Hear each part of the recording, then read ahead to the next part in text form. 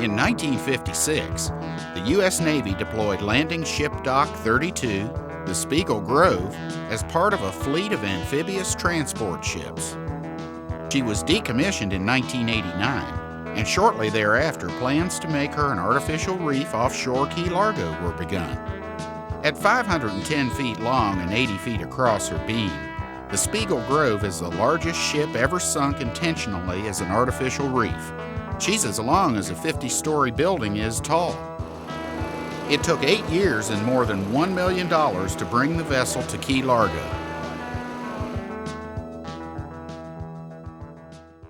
I think what we're looking for in this project is to get some good data on what artificial reefs do to the marine environment and visitor pressure to the sanctuary.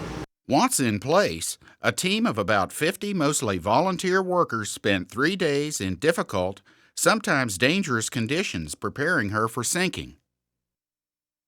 The starboard anchor hasn't been deployed in over a decade.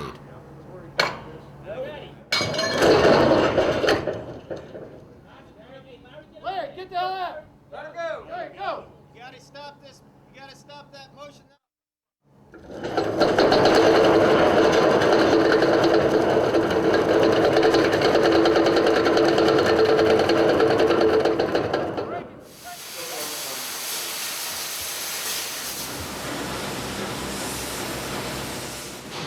Then, on May 17, 2002, the day of the scheduled sinking, something went terribly wrong.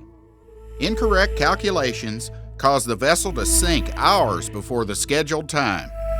Her stern plowed into the silt in 130 feet of water, and the rest of the ship turned turtle, or upside down, leaving over 50 feet of her bow sticking up out of the water.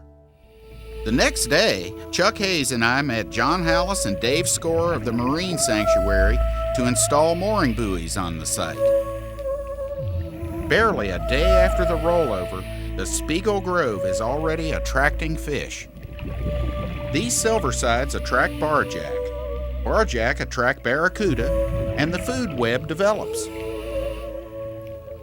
Algae will begin to cloak the ship in a matter of days, and within a year, coral colonies will begin to emerge. Obviously, with 50 feet of her bow sticking up out of the water, something had to be done about the Speigel Grove.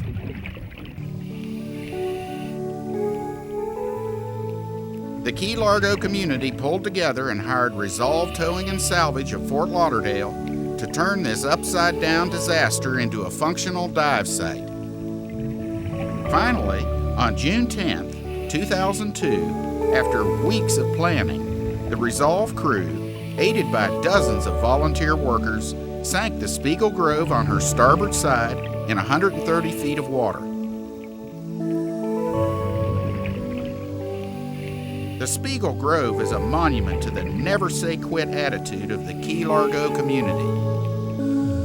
Here's to the volunteer workers who helped turn a catastrophe into a victory for scuba diving enthusiasts worldwide.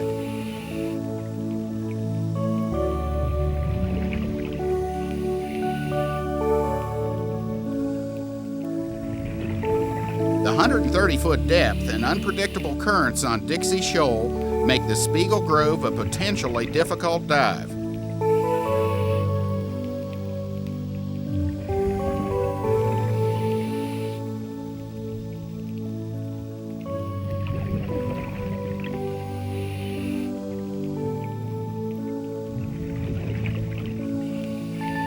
I can imagine the captain of the Speigel Grove looking out over this bow railing as she plowed through the water at a top speed of 22.5 knots.